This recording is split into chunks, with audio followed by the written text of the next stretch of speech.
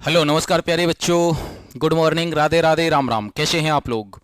मैं दुष्यंत सागर आप सभी का हार्दिक स्वागत करता हूं आपके अपने यूट्यूब चैनल एसएससी मेकर पर। तो सभी को नमस्कार, सभी को राधे राधे, सभी को राम राम। भाई कैसे हैं आप लोग? जल्दी से आप लोग बताइए। फिर हम लोग क्या करते हैं, क्लास को स्टार्ट करते हैं और सारी चीज़ों को समझते हुए क्या करेंगे, आगे बढ़ जाएंगे। ठीक है भाई? तो सभी को नमस्कार, सभी को राधे राधे, सभी को राम राम। भाई सभी को नमस्कार, सभी को राधे राधे, सभी को राम राम। तो जल्दी से आप लोग आ जाइए, फिर हम लोग क्या करते हैं, क्लास को स्टार्ट करते हैं। ठीक है, चलो जी, बहुत बढ़िया। तो देखो, आप लोग बहुत अच्छे से जानते हैं कि ये जो हमारी क्लास होती है डेली होती है सुबह 7 बजे। ठीक है, तो इस क्लास को हम लोग क्या करते हैं, स्टार्ट करते हैं। एक बार जल्दी से आप लोग आ जाओ भाई, सभी बच्चे आ जाएंगे। हाँ जी, सभी को गुड मॉर्निंग, सभी को राधे राधे, सभी को राम राम। भाई सभी को गुड मॉर्निंग, कैसे हैं आप लोग? अच्छा जी, चलो तो हम लोग क्या करते हैं, क्लास को समझते हैं। ठीक है,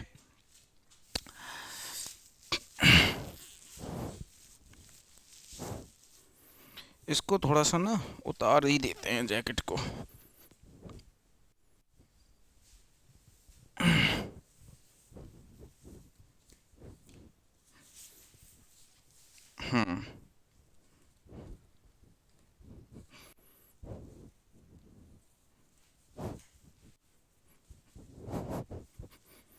चलो, तो अब हम लोग क्या करते हैं, क्लास को स्टार्ट करते हैं, है ना? अब सही है ना? परफेक्ट है। चलो जी, बहुत बढ़िया। अरे, ऐसा करना है, हाँ। तो बहुत बढ़िया जी, तो हम लोग क्या करते हैं, क्लास को स्टार्ट करते हैं। ठीक है, अब थोड़ा सा क्या है, गर्मी आ गई ना। चलो स्टार्ट करते हैं। तो देखो, आप लोग बहुत अच्छे से जानते हैं कि ये जो आपकी क्लास होती है डेली होती है सुबह 7 बजे। ठीक है, ये टाइम आपको क्या करना है, बिल्कुल नोट कर लेना है कि हाँ भैया सुबह 7 बजे हमारी क्लास होती है। इस क्लास को हमें क्या करना है, बहुत अच्छे से समझना है।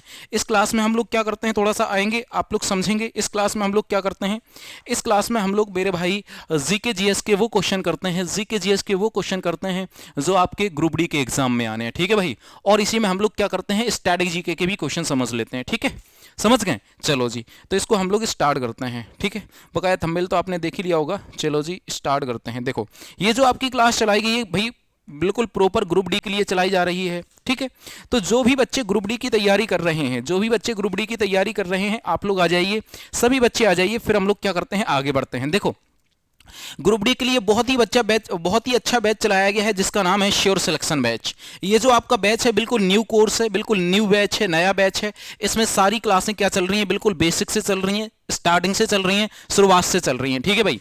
इसकी जो फीस है वो कितनी है, मात्र 350 रुपए इसकी फीस हो जाएगी। तो यदि आप इस कोर्स को लेते हो तो जो क्लासें हो चुकी हैं वो आपको क्या मिल जाएंगी, रिकॉर्डेड मिल जाएंगी। उन क्लासेस को आप बाद में देख सकते हैं। ठीक है भाई? समझ गए? तो इस कोर्स को आप लोग ले लीजिए, बहुत ही बढ़िया शानदार कोर्स है। मेरी भी इसमें हिस्ट्री की क्लास चल रही है। ठीक है भाई? मेरी भी इसमें हिस्ट्री की क्लास चल रही है, आप लोग इसको ज्वाइन कर सकते हैं बैच को। चलो जी, आगे बढ़ते हैं। जो भी बच्चे एनटीपीसी की तैयारी कर रहे हैं उनके लिए बहुत अच्छा बैच चलाया गया है। एनटीपीसी वाले बच्चों के लिए भैया तेजस बैच चलाया गया है। इस तेजस बैच को आप लोग ले सकते हैं मात्र 499 रुपए में। कितने में? मात्र 499 रुपए में आप लोग इसको भी परचेस कर सकते हैं। तो हम लोग क्या करते हैं, क्लास को स्टार्ट करते हैं। ये देखो, हाँ, ये आज का आपका पहला क्वेश्चन है। आप लोग इसका क्या कीजिए, आंसर कीजिए, क्वेश्चन नंबर 1। ठीक है भाई? आंसर कैसे करेंगे पहले आप लोग समझ लो। जैसे क्वेश्चन नंबर 1 है, एक क्वेश्चन नंबर 1 को आपने पढ़ा, आपको लगता है कि हमारा ए ऑप्शन सही है, तो 1 का आंसर आपको 1 ए करना है। यदि आपको लगता है कि हमारा बी आंसर सही है तो 1 का आंसर आप लोग 1 भी करेंगे। यदि आपको लगता है कि हमारा सी ऑप्शन सही है तो 1 का आंसर आप लोग 1 सी करेंगे। और यदि आपको लगता है कि हमारा डी ऑप्शन सही है तो 1 का आंसर आप लोग क्या करेंगे, 1 डी करेंगे। इस फॉर्मेट में आपको क्या करने हैं, आंसर करने हैं भाई, सभी भाइयों को। ठीक है, सभी बच्चों को। चलो जी, आ जाओ।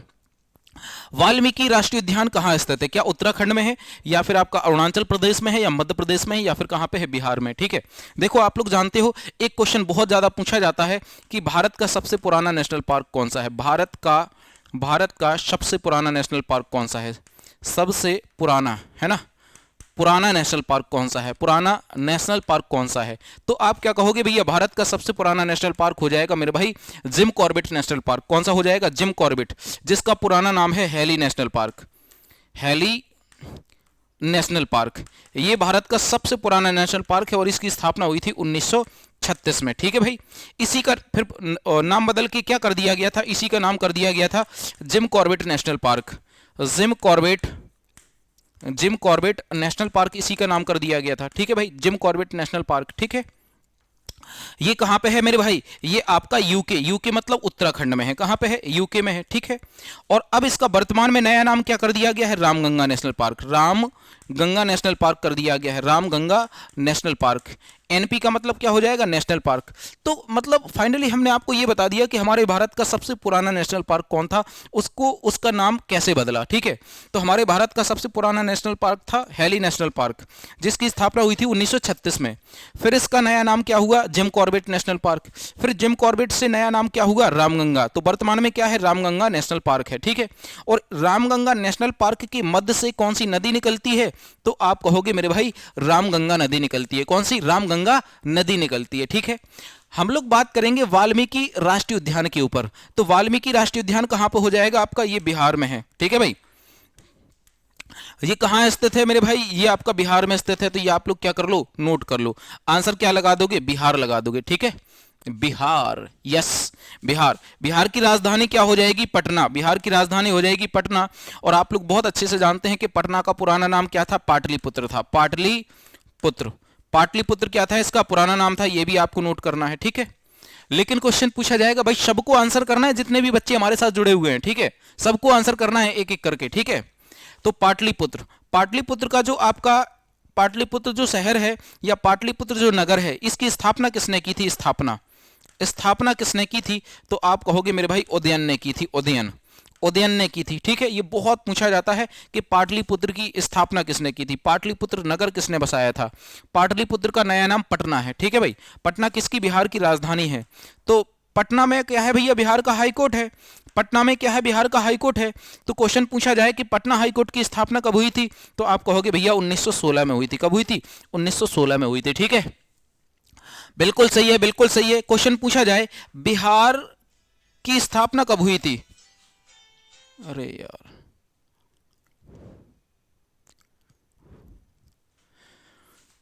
है ना भाई।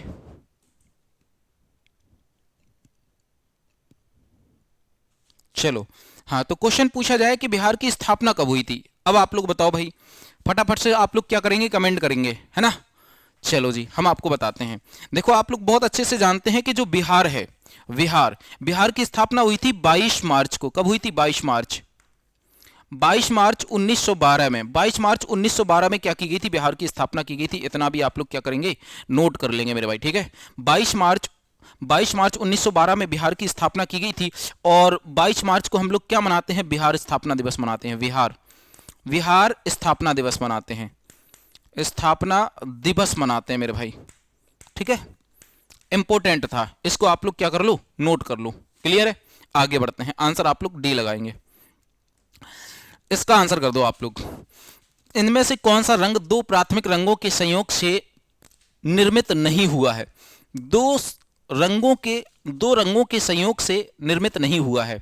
तो देखो, कुछ तो होते हैं प्राथमिक रंग, प्राथमिक, कुछ तो होते हैं प्राथमिक रंग, और कुछ क्या होते हैं? द्वितीयक रंग होते हैं। क्या होते हैं? द्वितीयक, द्वितीयक रंग होते हैं। ये बात आप लोग बहुत अच्छे से जानते हैं।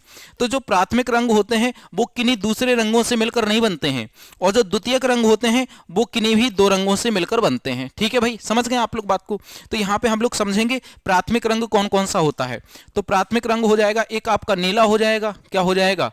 नीला हो जाएगा। एक पीला हो जाएगा, पीला हो जाएगा। और एक आपका लाल हो जाएगा। क्या हो जाएगा? लाल हो जाएगा। ये जो तीन कलर हैं ये क्या हो जाएंगे? आपके प्राथमिक रंग हो जाएंगे। क्या हो जाएंगे? प्राथमिक रंग। लेकिन द्वितीयक रंग क्या हो जाएंगे? जैसे नारंगी, ये द्वितीयक रंग हो जाएगा। बैगनी, ये भी द्वितीयक रंग है। केसरिया रंग, ये भी क्या है? द्वितीयक रंग है, ठीक है। तो जो नीला है ये क्या हो जाएगा? ये आपका प्राथमिक रंग हो जाएगा। ये किन्हीं दो रंगों से मिलकर नहीं बनता है। क्लियर है?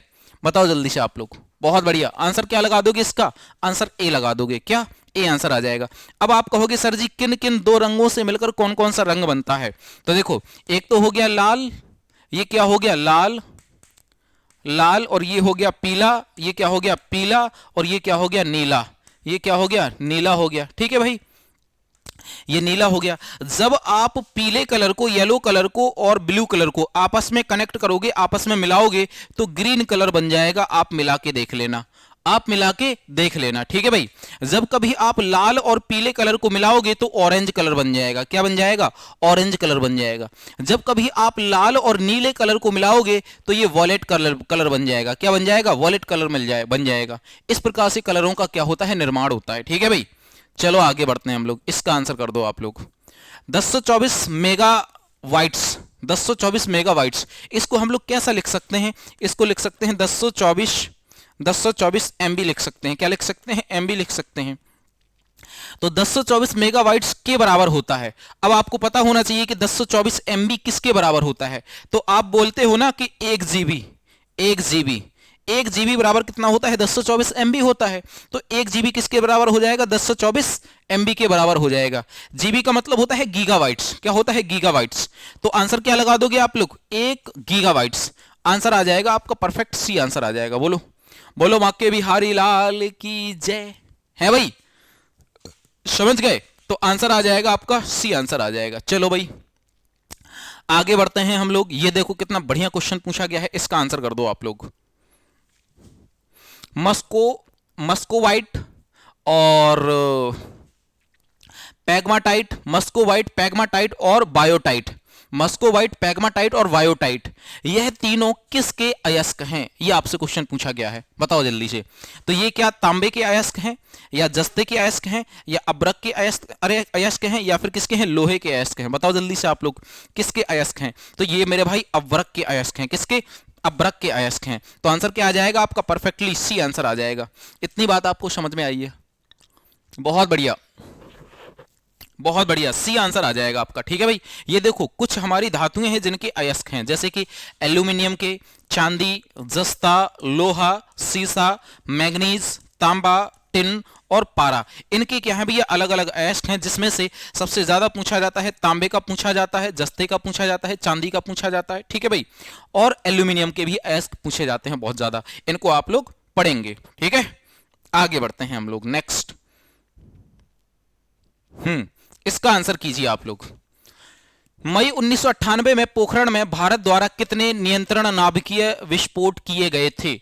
कितने नियंत्रित नाभिकीय विस्फोट किए गए थे? ये आपको क्या करना, बताना है। शाबाश मेरे भाई, शाबाश। बताइए आप लोग सभी बच्चे भाई, इसका क्या आंसर हो जाएगा? देखो आप लोग बहुत अच्छे से जानते हैं कि हमारे भारत के द्वारा कितने परमाणु परीक्षण किए गए? तो 2 परमाणु परीक्षण किए गए, ठीक है भाई। जिसमें से आप लोग बहुत अच्छे से जानते हैं कि पहला परमाणु परीक्षण किया गया था 18 मई को। कब किया गया था? 18 मई 1974 में प्रथम परमाणु परीक्षण किया गया था। और वो भी कहां से? राजस्थान से किया गया था, ठीक है भाई। और राजस्थान के कहां से किया गया था? पोखरण से किया गया था। कहां से? पोखरण से किया गया था। इस बात को आप लोग बहुत अच्छे से जानते हैं, ठीक है भाई, है ना। तो ये हो जाएगा हमारा प्रथम परमाणु परीक्षण, जिसका नाम हो जाएगा स्माइलिंग बुद्धा। इसका नाम क्या हो जाएगा? स्माइलिंग बुद्धा नाम हो जाएगा, ठीक है भाई। ये आप लोग क्या कर लो, नोट कर लो, स्माइलिंग बुद्धा इसका नाम हो जाएगा।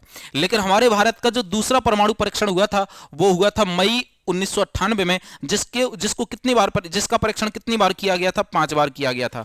जिसको कितनी बार नियंत्रित किया गया था? 5 बार नियंत्रित किया गया था। तो आंसर क्या आ जाएगा आपका? बी आंसर आ जाएगा, बिल्कुल परफेक्टली।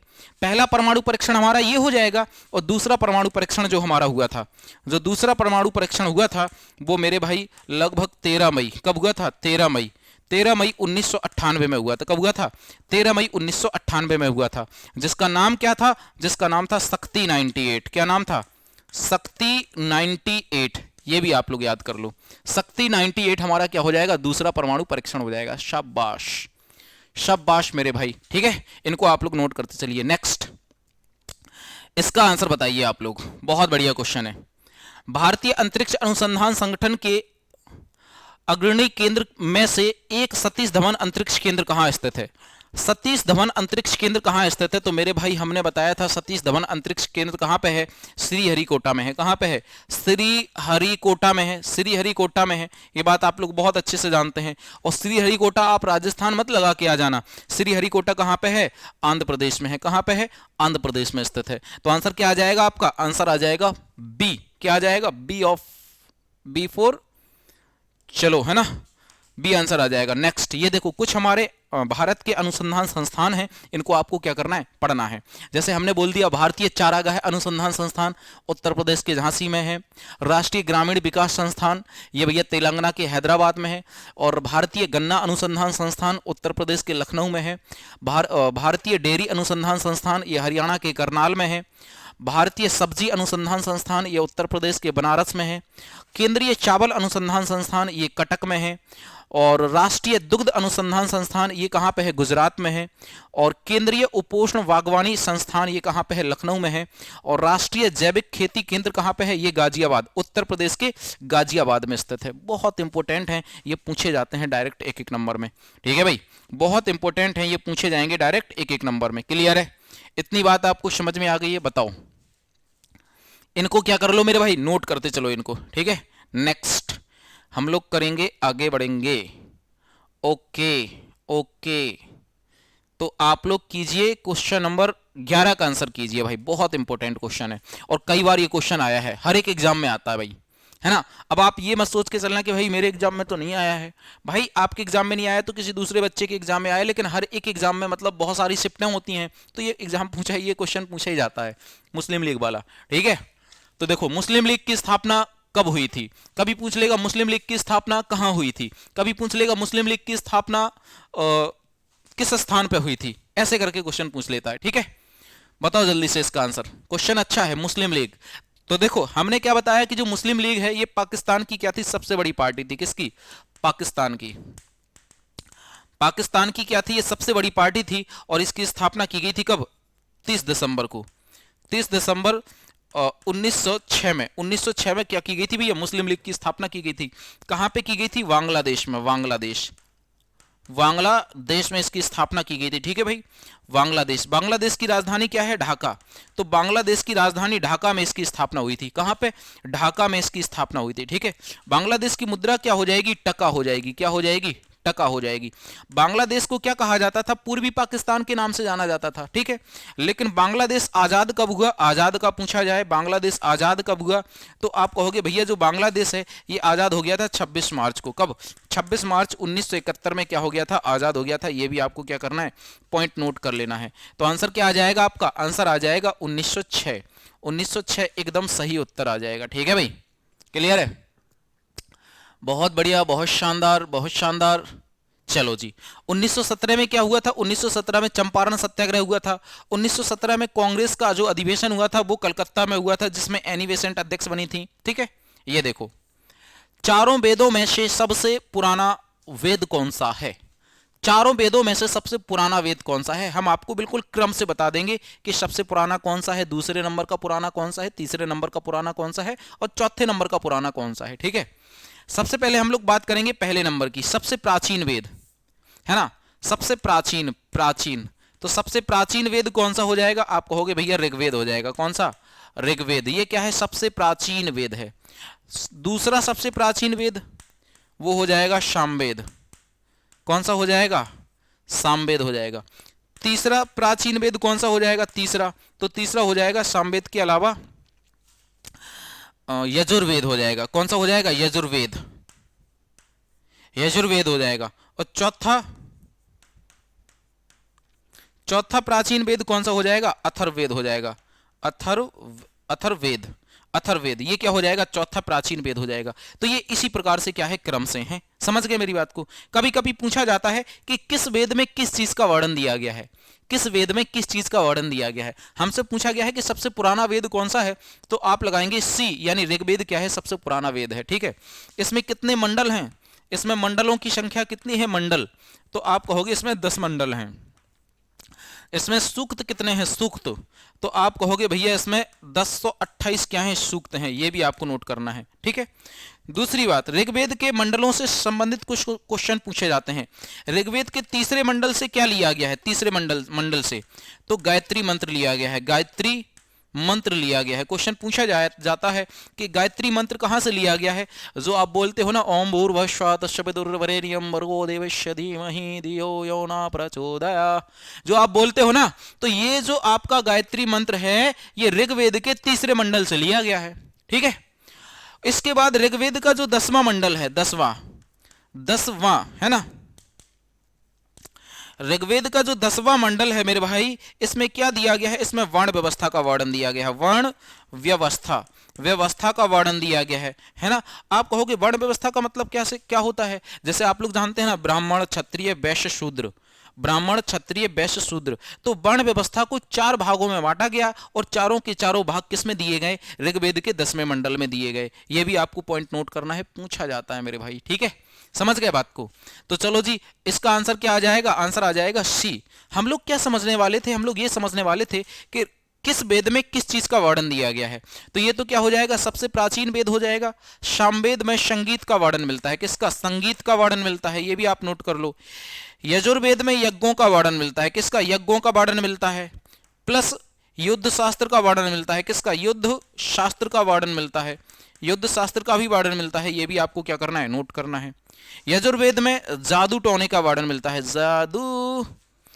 जादू प्लस टोना का वर्णन मिलता है। जादू टोना, जादू टोना का वर्णन कहां पे मिलता है? तो जादू टोना का वर्णन मिलता है अथर्ववेद में। यदि आपको जादू टोना सीखना है तो अथर्ववेद पढ़ना पड़ेगा, ठीक है। और इसके साथ साथ और इसमें किस चीज का वर्णन दिया गया है?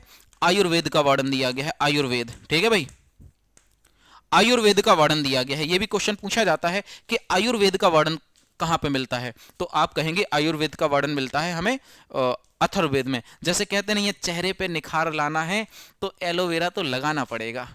तो भाई ये चीजें हमें कहां से मिली? ये ज्ञान हमें कहां से मिला कि चेहरे पे निखार लाना है तो एलोवेरा लगाना पड़ेगा, है ना भाई। पेट साफ करना है तो नीम की पत्तियां खानी पड़ेंगी, है ना। नीम की पत्तियों से चेहरे पे निखार भी आता है। कुछ इस बहुत सी जड़ी बूटियां हैं जिनसे कुछ ना कुछ होता है। तो ये नॉलेज हमें कहां से मिला? ये नॉलेज हमें अथर्ववेद पढ़ने के बाद ही मिला है, ठीक है भाई। बहुत बढ़िया जी, बहुत बढ़िया, शानदार शानदार शानदार, लाजवाब, ठीक है। इतना आप लोग क्या कर लो, ये नोट कर लो, आंसर सी लगा दोगे। नेक्स्ट ये देखो, सुंदरवन डेल्टा। सुंदरवन डेल्टा किस प्रकार के वनों में पाए जाते हैं? सुंदरवन डेल्टा किस प्रकार के वनों में पाए जाते हैं, है ना। तो आप कहोगे सुंदरवन डेल्टा किस प्रकार के वनों में पाए जाते हैं? ये मैंग्रोव वनों में पाए जाते हैं। मैंग्रोव, भारत के सुंदरवन डेल्टा में किस प्रकार के वन पाए जाते हैं? ये है क्वेश्चन, ठीक है।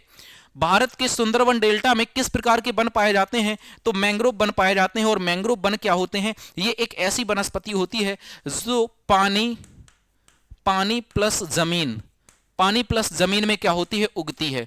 पानी प्लस जमीन में उगती है। आपने ऐसे पेड़ पौधों को देखा है जो पानी में मतलब जमे रहते हैं, पानी में खड़े रहते हैं? यस, वही क्या होती है? मैंग्रोव वनस्पति होती है। और वो ज्यादातर सुंदरवन डेल्टा वाले क्षेत्र में मिलती है हमें, ठीक है। तो आंसर इसका सी आ जाएगा। इसका आंसर कर दो। निम्नलिखित में से केंद्रीय पद की शपथ, भारत के केंद्रीय मंत्री पद की शपथ से संबंधित प्रावधान में दिया गया है। जो भारत के केंद्रीय मंत्री होते हैं, जो भारत के केंद्रीय मंत्री होते हैं, उनकी शपथ का वर्णन किस शेड्यूल में है? बताओ। पहली 5वीं शेड्यूल में है, या 3rd शेड्यूल में है, या 2nd शेड्यूल में है, या फिर आपका 1st शेड्यूल में है, या फिर किसमें? 1st शेड्यूल में है। तो हम आपको बता देते हैं क्रम से, ठीक है भाई। जो पहली अनुसूची है हमारे भारत के संविधान की, जो पहली अनुसूची है, ये कहती है भारत राज्यों का संघ होगा। किसका? भारत राज्यों का संघ होगा, ठीक है भाई, राज्यों का संघ होगा। भारत राज्यों का क्या होगा मेरे भाई? संघ होगा। ये कहती है भाई हमारी पहली अनुसूची कहती है। जो दूसरी अनुसूची है, इसका सिंबल ही इस प्रकार से होता है। तो दूसरी अनुसूची में वेतन का वर्णन दिया गया है। वेतन प्लस भत्ते का वर्णन दिया गया है। भत्ते, वेतन प्लस भत्ते का वर्णन दिया गया है कि किस पदाधिकारी को कितनी वेतन दी जाएगी और कितना भत्ता दिया जाएगा उसे, ठीक है भाई। जो तीसरी अनुसूची है, तीसरी अनुसूची, इसमें क्या दिया गया है? इसमें शपथ का वर्णन दिया गया है। शपथ का वर्णन दिया गया है, का वर्णन दिया गया है। यानी कौन सा पदाधिकारी किससे शपथ लेगा, इसका वर्णन आपका तीसरी अनुसूची में है, ठीक है। जो 5वीं अनुसूची है, इसमें एससी और एसटी के क्या दिए गए हैं? विशेष प्रावधान दिए गए हैं। क्या दिए गए मेरे भाई? विशेष प्रावधान दिए गए हैं, प्रावधान दिए गए हैं, ठीक है भाई। तो इस प्रकार से आप लोग नोट कर सकते हैं। आंसर क्या आ जाएगा? हमारा बी ही आ जाएगा, क्योंकि 3rd अनुसूची में, 3rd शेड्यूल में क्या दिया गया है भैया? शपथ का वर्णन दिया गया है। बिल्कुल सही है, लाजवाब, बहुत बढ़िया भाई, बहुत शानदार। आगे बढ़ते हैं हम लोग, ठीक है। ये देखो कितना बढ़िया क्वेश्चन पूछा गया है। निम्नलिखित में से किस राज्य की सीमा बांग्लादेश के साथ नहीं लगती है। हमने इसकी आपको ट्रिक बताई थी। हमने आपको बताया था कि जो बांग्लादेश है ये भारत के साथ 4096 किलोमीटर की सीमा बनाता है। जो बांग्लादेश है ये भारत के साथ 4096 किलोमीटर की सीमा साझा करता है। ठीक है भाई, 4096 किलोमीटर की सीमा साझा करता है। और इसके साथ साथ भारत के, ध्यान देना, भारत के 5 राज्यों के साथ सीमा साझा करता है। 5 राज्यों के साथ अपनी सीमा साझा करता है।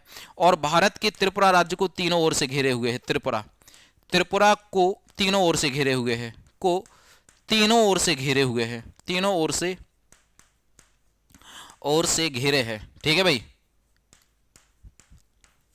त्रिपुरा राज्य को तीनों ओर से घेरे हुए है, आप लोग ये भी बहुत अच्छे से जानते हैं। ठीक है, अब बात ये आती है कि बांग्लादेश भारत के किस राज्य से नहीं लगता है? तो मणिपुर से नहीं लगता मेरे भाई, मणिपुर से।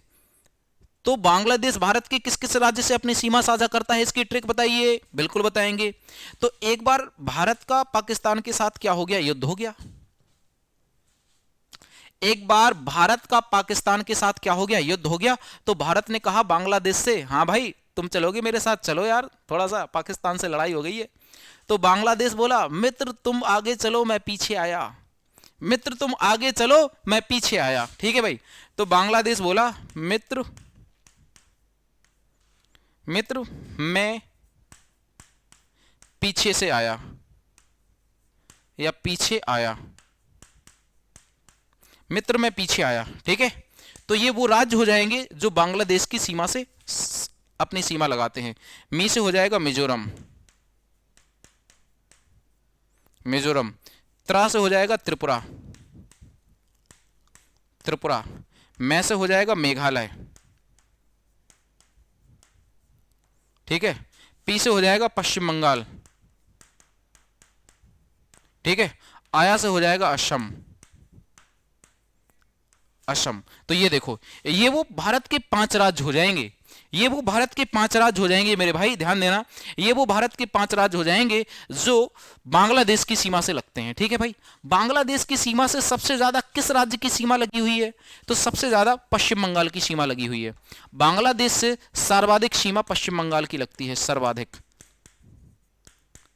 सर्वाधिक सीमा किसकी लगती है? पश्चिम बंगाल की लगती है। क्या इतनी बात आपको समझ में आ गई? बिल्कुल सही है।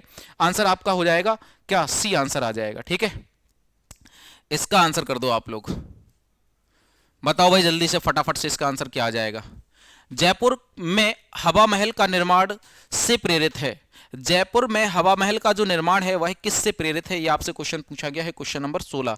और इसका आप लोग क्या करेंगे? आंसर बताएंगे। और इसमें हम लोग क्या करेंगे? टोटल 20 क्वेश्चन समझेंगे। ठीक है भाई, है ना। आज हम लोग क्या करेंगे? टोटल 20 क्वेश्चन पढ़ेंगे। ठीक है भाई, तो जयपुर में जो हवा महल है उसका जो निर्माण हुआ था वो झुंझुनू के खेजड़ी महल पर आधारित है। झुंझुनू का जो खेजड़ी महल था उस पर आधारित है। ठीक है, 17वां नंबर का क्वेश्चन, नोट जारी करने के लिए रिजर्व बैंक द्वारा कौन सी प्रणाली अपनाई जाती है? रिजर्व बैंक द्वारा कौन सी प्रणाली अपनाई जाती है, ये आपको क्या करना है? बताना है। बताओ जल्दी से। तो फिक्स्ड या गोल्ड रिजर्व सिस्टम, या प्रोपोर्शनल रिजर्व सिस्टम, या फिर आपका मिनिमम रिजर्व सिस्टम, ये प्रणाली अपनाई जाती है। तो आंसर क्या आ जाएगा? आंसर आ जाएगा सी। बात करते हैं भारत में कितनी जगह नोटों की छपाई होती है? तो भारत में 4 जगह क्या होती है? नोटों की छपाई होती है। ठीक है, अब आप कहोगे सर कैसे पता आपको? तो भाई नाम सनी देओल। ठीक है भाई, ये ट्रिक है, ट्रिक से आपको पता चल जाएगा। ट्रिक नाम शनि देओल।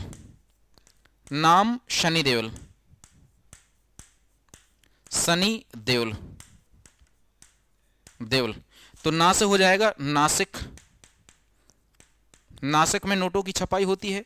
मां से हो जाएगा मैसूर में नोटों की छपाई होती है।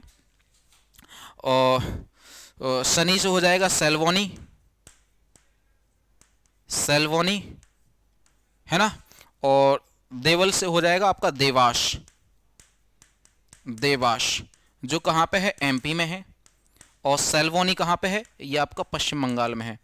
पश्चिम बंगाल। तो ये देखो, इन 4 जगह भारत में नोटों की छपाई होती है। नासिक, मैसूर, सैलबॉनी पश्चिम बंगाल और देवास मध्य प्रदेश, यहाँ होती है नोटों की छपाई 4 जगह। तो आंसर क्या आ जाएगा? आंसर आ जाएगा सी। हमारे भारत में नोटों की छपाई कौन करता है? आरबीआई करता है। आईबीआरडी और आईडीए, यानी आईबीआरडी और आईडीए ये किसके अंग है? ये आपसे क्वेश्चन पूछा गया है। शाबाश, सभी बच्चे क्लास को शेयर करते जाएंगे मेरे भाई, सभी बच्चे क्लास को शेयर करते जाएंगे, ठीक है।